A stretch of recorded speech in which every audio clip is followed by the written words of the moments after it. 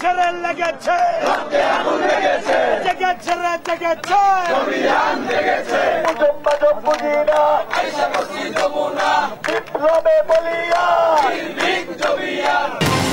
দাবি আদায়ে অনড় জগন্নাথ বিশ্ববিদ্যালয়ের শিক্ষার্থীরা সকাল 10টায় কাকরাইলে সমাবেশ, বাদ জুমা গণ অনশনের ডাক। সাবেক এবং বর্তমানদের সমাবেশ হবে সকাল 10টায়। বাদ জুমা আমাদের সামনে আর কোনো গত্যন্তর নেই, আমরা গণ অনশনে বসে যাব। কুমিল্লা নগরীতে বিকল বেশিরভাগ সিসি ক্যামেরা, সন্ধ্যা হলে হরহামেশাই ঘটছে চুরি, ছিনতাই, নিরাপত্তা নিয়ে শঙ্কিত বাসিন্দারা। নারায়ণগঞ্জের সোনারগাঁওয়ে লিচু বাগানগুলোতে যেন লাল রঙের উৎসব, বাম্পার ফলনে উচ্ছ্বসিত চাষিরা, সুস্বাদু ফল রপ্তানি হচ্ছে বিদেশেও। ইসরায়েলে ফের ক্ষেপণাস্ত্র ছুঁড়েছে হুথি, প্রতিহতের দাবি, তেল আবিবের চুক্তি লঙ্ঘনে আক্রমণাত্মক পদক্ষেপের হুঁশিয়ারি যুক্তরাষ্ট্রের। এবং সাফ অনূর্ধ্ব 19 চ্যাম্পিয়নশিপের সেমিফাইনালে আজ মাঠে নামবে বাংলাদেশ, ম্যাচ শুরু বিকেল 4:30টায়, জয় পেতে আত্মবিশ্বাসী যুবারা। দেখছিলেন শিরোনাম সংবাদ সকালের সঙ্গে রয়েছি আমি সাইনা ইসলাম। এবার বিস্তারিত। দিন পেরিয়ে রাত, রাজপথেই অবস্থান জগন্নাথ বিশ্ববিদ্যালয় শিক্ষার্থীদের। 4 দফা দাবিতে রাজধানীর কাকরাইল মোড়ে অবস্থান করছেন তারা। বৃহস্পতিবার রাতে শিক্ষা উপদেষ্টার সঙ্গে বৈঠক ফলপ্রসূ না হয় নতুন কর্মসূচি দেন শিক্ষকরা। আজ সকালে সমাবেশ হবে, দাবি আদায় না হলে বাদ জুমা গণ অনশন কর্মসূচি পালন করা হবে। নিজেদের দাবি পূরণ না হওয়া পর্যন্ত মাঠে থাকবেন তারা। ইউসুফ ভুইয়ার রিপোর্ট।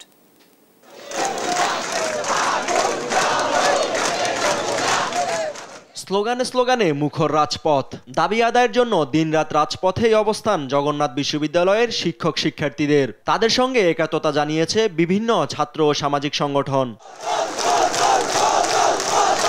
3 দফার সঙ্গে 1 দফা যুক্ত করে 4 দফা দাবিতে টানা 33 ঘন্টার বেশি সময় ধরে প্রধান উপদেষ্টার কার্যালয়ের অভিমুখী কাকরাইল মোড়ে অবস্থান নিয়ে লাগাতার আন্দোলন করছে জগন্নাথ বিশ্ববিদ্যালয়।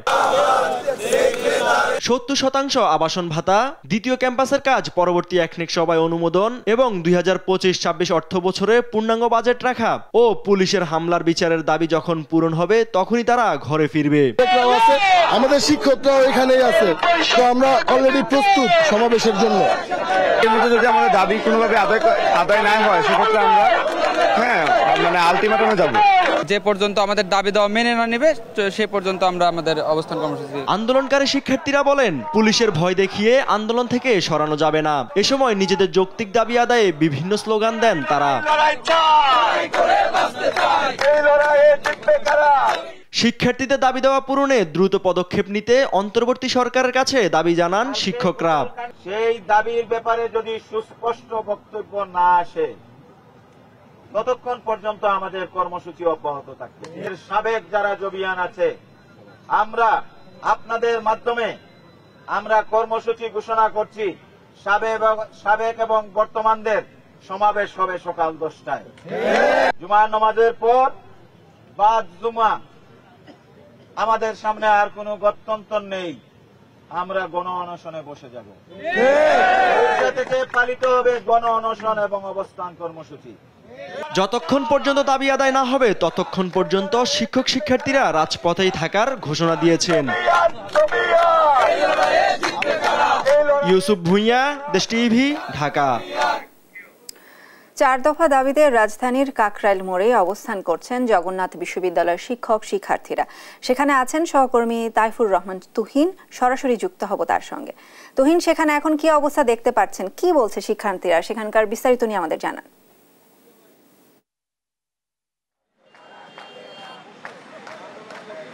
আপনাকে ধন্যবাদ।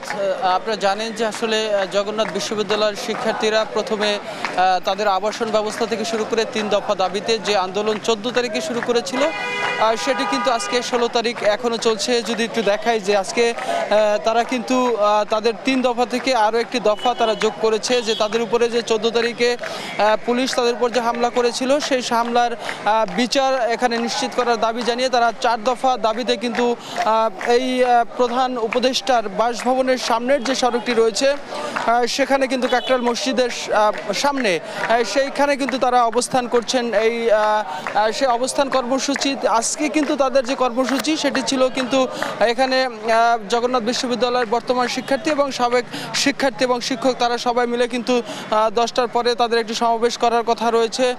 তারপরে কিন্তু এখান থেকে অর্থাৎ বাদ জুমা তারা এখানে অনশন পালন করবে, গণ অনশন পালন করবে এমন কর্মসূচি কিন্তু তারা দিয়ে আসছেন। তারা কিন্তু এখনও বলছেন যে তাদের যে দাবি সে দাবি যৌক্তিক, কারণ অন্যান্য বিশ্ববিদ্যালয়গুলো যে সুযোগ সুবিধা দেওয়া হচ্ছে জগন্নাথ বিশ্ববিদ্যালয় সেই সুযোগ সুবিধাগুলো পাচ্ছে না। যেমন ঢাকা বিশ্ববিদ্যালয়ের যে বাজেট তার থেকে প্রায় 8 থেকে 10 গুণ কম বাজেট হলো এই জগন্নাথ বিশ্ববিদ্যালয়ের জন্য।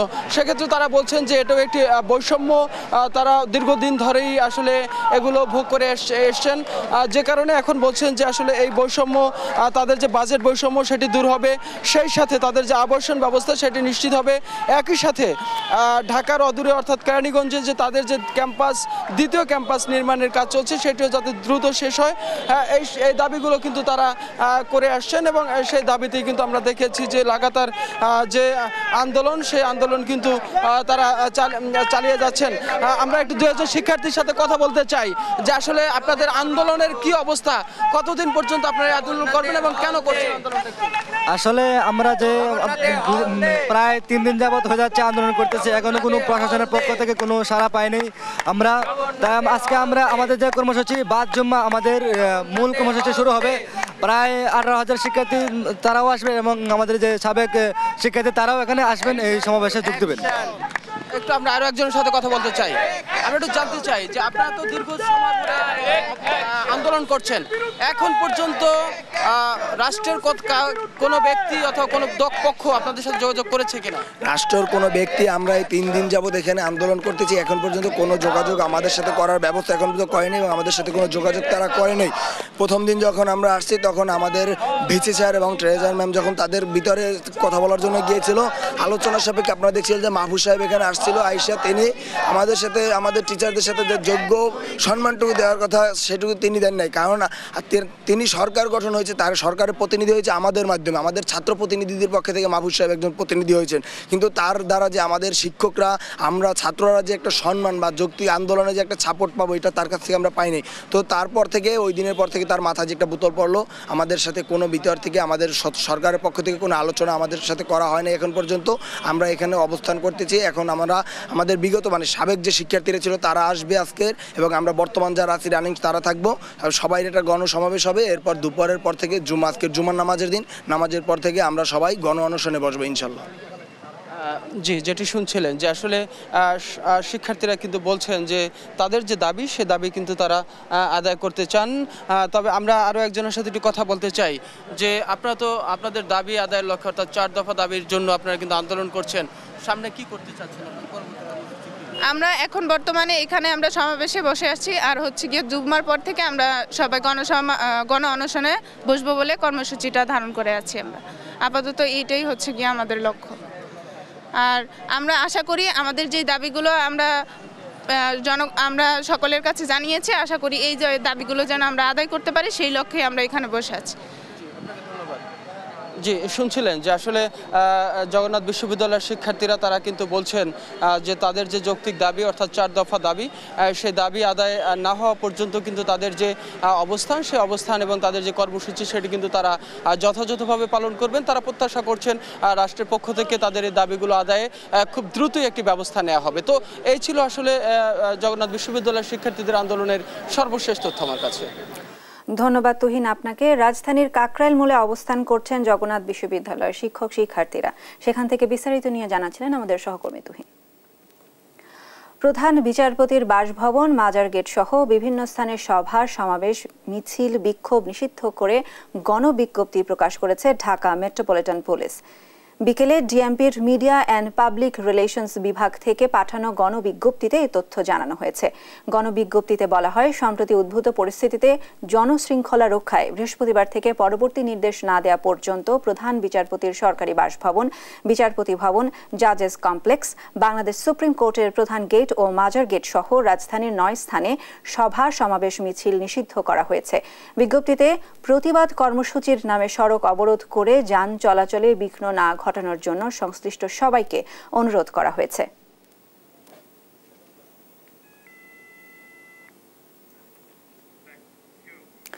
দিনের সূর্য ডুব দিতেই অন্ধকারে নিমজ্জিত হয় কুমিল্লার কয়েকটি গুরুত্বপূর্ণ সড়ক। সন্ধ্যা হলেই এসব সড়কে হরহামেশাই হয় চুরি ছিনতাই। সুযোগ বুঝে পথচারীদের মূল্যবান জিনিসপত্র ছিনিয়ে নেয় ছিনতাইকারী চক্র। নগরীতে বেশিরভাগ সিসি ক্যামেরা বিকল থাকায় নিরাপত্তা নিয়ে শঙ্কিত বাসিন্দারা। সহকর্মী সুমন কবিরের পাঠানো তথ্য ও ছবিতে জানাচ্ছেন অঙ্কন চৌধুরী। সড়কে সিসি ক্যামেরা না থাকায় সাধারণ মানুষের নিরাপত্তা ব্যাহত হচ্ছে, অথচ বিষয়টি নিয়ে কোনো মাথা ব্যথাই নেই কুমিল্লা সিটি কর্পোরেশনের। ফলে খুন ছিনতাইয়ের মতো ঘটনা ঘটছে অহরহ। বিশেষ করে গত 5ই আগস্টের পর বেশিরভাগ ক্যামেরা বিকল হয়ে আছে। নগরীর গুরুত্বপূর্ণ সড়কে জ্বলছে না সড়কবাতি, অচল বেশিরভাগ সিসি ক্যামেরা। এই সুযোগে রাতের বেলায় ঘটছে চুরি ছিনতাইয়ের মতো ঘটনা। অপরাধীরা তো জানে যে সিসিটিভি নাই, তো তারা এই সুযোগটা কাজে লাগাচ্ছে। এর মধ্যেই আমরা চুরি ডাকাতি বা ছিনতাই যাই বলি এই সমস্যাগুলো অনেক বেড়ে গেছে। সিটি কর্পোরেশনের যতগুলি সিসি ক্যামেরাগুলি ছিল এগুলি আজকে বন্ধ হওয়ার কারণে বিভিন্ন জায়গায় বিভিন্ন রাস্তার কোনায় ছিনতাইকারীদের অত্যাচারে আমাদের অতিষ্ঠ। অপরাধ ঠেকাতে ব্যবহৃত সিটি কর্পোরেশনের 92টি সিসি ক্যামেরা এখন গায়েব, যা উদ্বেগের কারণ হয়ে দাঁড়িয়েছে। অথচ প্রতি মাসে আইটি বিশেষজ্ঞদের মাস্টার রোলে বেতন দেওয়া হচ্ছে। সিটি কর্পোরেশনে 92টি সিসি ক্যামেরা ছিল, এখন কিন্তু সেই সিসি ক্যামেরাগুলো কোথাও যেন উধাও হয়ে গেল। একসময় আইনশৃঙ্খলা পরিস্থিতি দেখুন, গত 1.5 মাসে কিন্তু 60টি হত্যাকাণ্ড ঘটেছে। নগরের নিরাপত্তায় বিকল ক্যামেরা পুনরায় সচল করা হচ্ছে বলে জানান কুমিল্লা সিটি কর্পোরেশনের নির্বাহী প্রকৌশলী। আমরা চেষ্টা করব এই প্রত্যেকটা ক্যামেরা আমরা অ্যাক্টিভ রাখতে, বিশেষ করে আইন শৃঙ্খলার জন্য এটা সহায়ক ভূমিকা হিসেবে কাজে আসবে। চুরি ছিনতাই বন্ধের পাশাপাশি নগরবাসী নিরাপত্তায় দ্রুত ব্যবস্থা নেবে কর্তৃপক্ষ, এমনটাই প্রত্যাশা কুমিল্লাবাসীর। নিউজ ডেস্ক, দেশ টিভি। সপ্তাহান্তে রাজধানীর বাজার পরিস্থিতি জানাতে সরাসরি যুক্ত হচ্ছেন সহকর্মী হিমেল। হিমেল, বাজারের কি পরিস্থিতি দেখছেন? কোন কোন পণ্যের দাম বেড়েছে বিস্তারিত নিয়ে জানাবেন। সেটা আমি আছি রাজধানীর যে কারণ বাজার, সেখানে আছি। আমরা সকাল থেকে এসে যেটা দেখতে পেরেছি, এখানকার যে প্রতিদিনের যে সবজির যে বাজারগুলো অর্থাৎ কাঁচামাল যদি বলি, সেগুলো কিন্তু যথেষ্ট সহনীয় পর্যায়ে আছে। আমরা এখানে দোকানদারের সাথে কথা বলার চেষ্টা করেছি। তারা যেটি বলছেন যে গতকালে দাম কম ছিল, গতকালের থেকে আজকে দাম কিছুটা বাড়তি, কিন্তু সেই তুলনায় আগে অর্থাৎ 1 সপ্তাহ আগে যে দামের যে তারতম্য ছিল, সেখান থেকে কিন্তু অনেকটা স্বস্তিতে আছে এই রাজধানীর বাজারগুলো।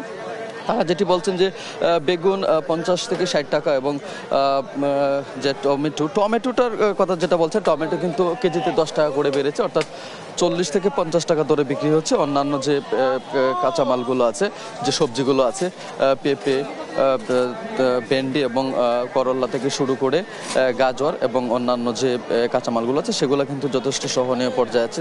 এমনটা কিন্তু আমরা এখানকার যে দোকানদার আছে তাদের সাথে কথা বলে জানতে পেরেছি। তাদের সাথে কথা বলার পর তারা যেটি বলছেন যে বিগত 10 থেকে 15 দিন আগে দামের যে মূল্য ছিল, সেখান থেকে যথেষ্ট কম দামেই কিন্তু তারা এই সবজিগুলো কিনতে পেরেছে।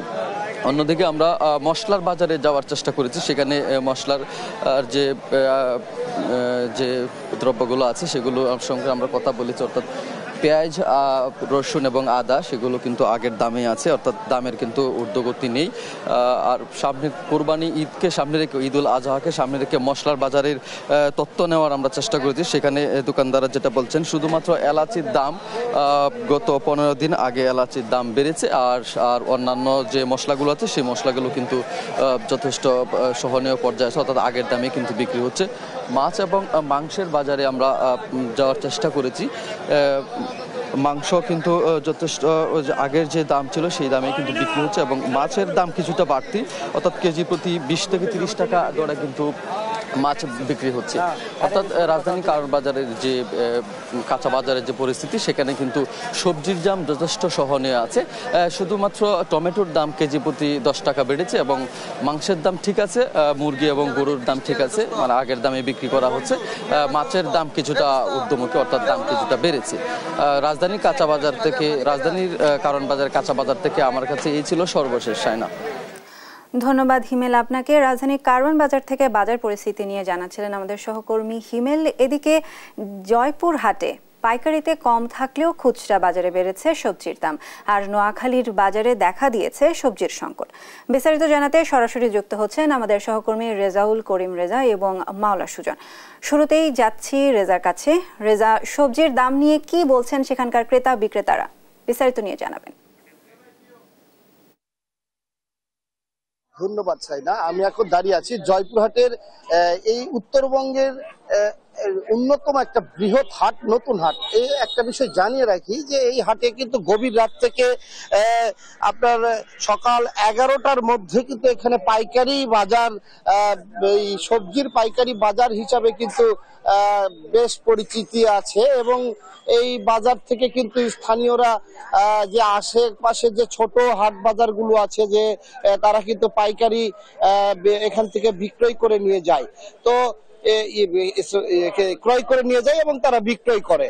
তো এখানে যেটি আমি পাইকারি আড়তদার এবং ব্যবসায়ীদের সঙ্গে কথা বলে এবং ক্রেতাদের সঙ্গে যেটা কথা বলে আমি জানতে পেরেছি সেটা এবং দেখতে পেয়েছি যে এখানে কিন্তু কাঁচা মরিচ 12 টাকা থেকে 15 ভালো ভালো কোয়ালিটি 20 টাকা পর্যন্ত বিক্রি হচ্ছে।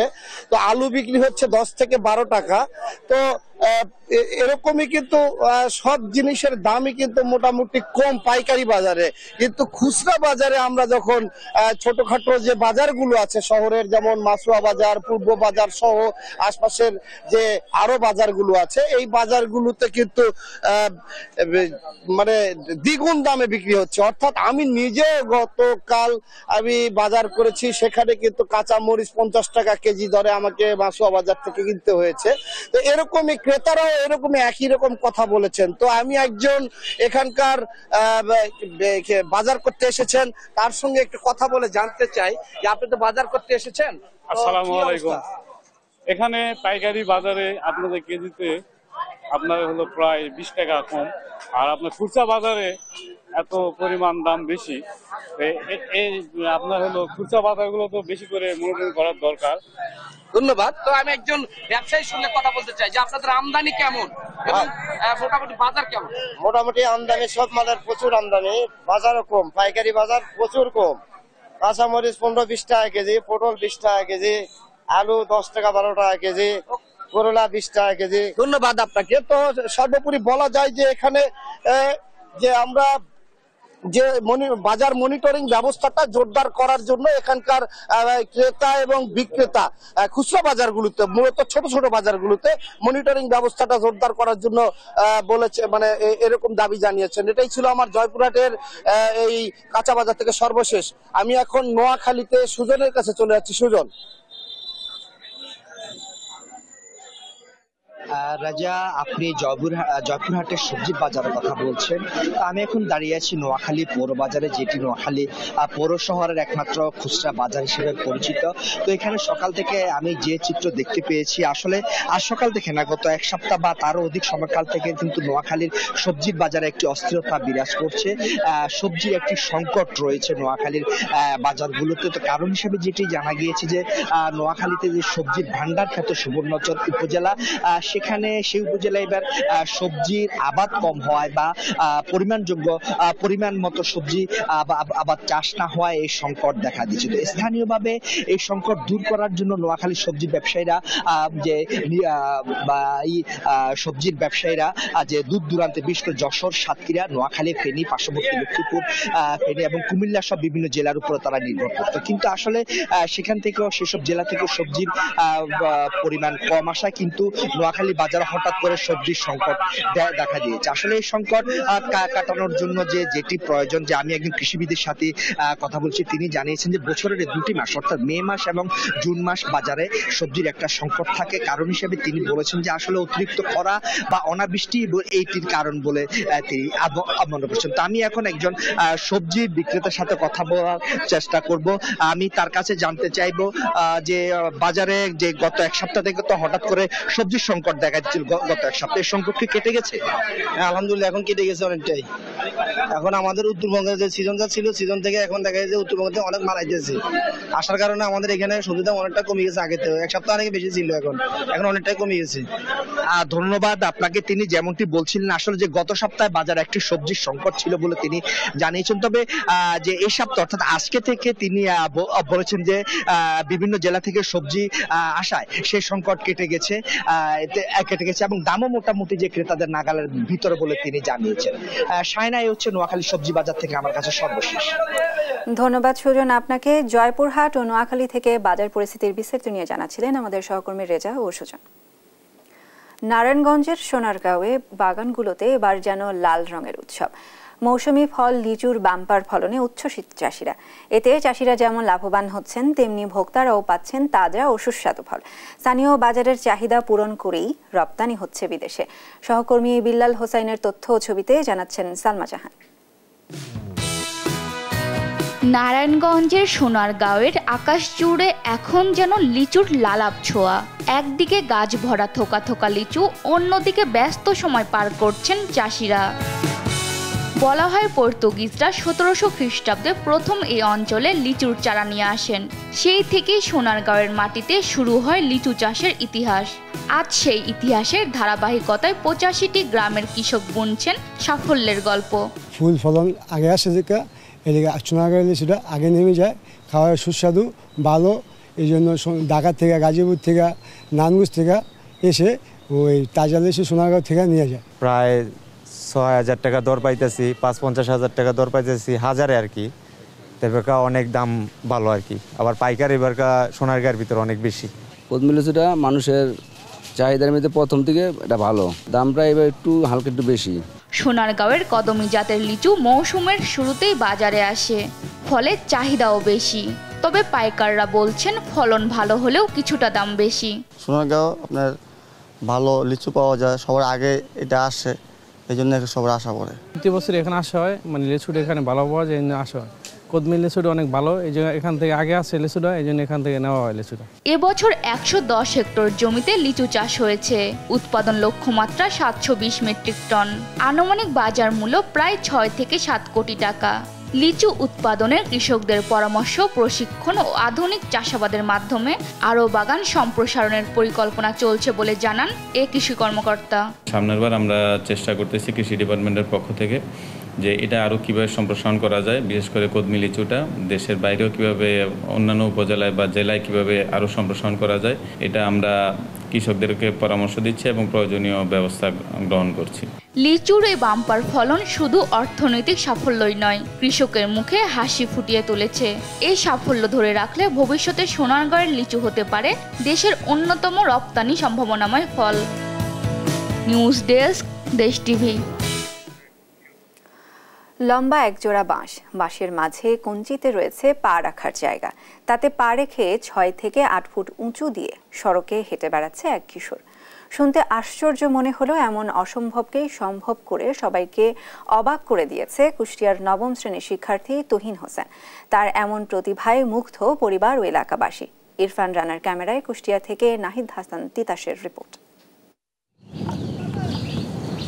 সড়কে বাঁশের ওপর ভর করে হেঁটে চলা কিশোরের নাম তুহিন হোসেন। বছরখানেক আগে শখের বশে বাঁশের লাঠি দিয়ে পা বানিয়ে শুরু করেন এমন অভিনব কৌশলে হাঁটাচলা। কৌশল রপ্ত করতে প্রতিদিন হাঁটার চেষ্টা করেন 2 থেকে 3 ঘন্টা। দীর্ঘ প্রচেষ্টার পর এখন সাবলীনভাবেই পায়ে হাঁটার মতো লম্বা বাঁশে করে 6 থেকে 8 ফুট উঁচু দিয়ে চলাফেরা করতে পারেন তুহিন। এভাবেই আরো অনেক উঁচুতে ওঠার স্বপ্ন তার। এটা 1 বছরের ভিতরে এত উঁচুতে বানাইছি, তো এটা করার পর আমার এখন খুবই ভালো লাগে। এটা আমার শখের জিনিস। আমি এটা শখ করে প্রথম শখ করে শিখছিলাম, তো এখন এটা আমার খুব ভালো লাগে। কুষ্টিয়ার সদর উপজেলার বৃত্তিপাড়া গ্রামের 9ম শ্রেণীর শিক্ষার্থী তুহিনের এমন ব্যতিক্রমী প্রতিভা সাড়া ফেলেছে এলাকায়। তার বাসে চড়ে এমন হাঁটার দৃশ্য দেখে মুগ্ধ এলাকাবাসী। অন্যরকম একটা বিষয়, যেটা আসলে আশেপাশে এরকম কেউ করে না। আমাদের গ্রামে এমন একটা ছেলে আছে যে সারা বাংলাদেশবাসীকে তাক লাগিয়ে এমন একটি সুন্দর দৃশ্য আমাদেরকে দেখাবে।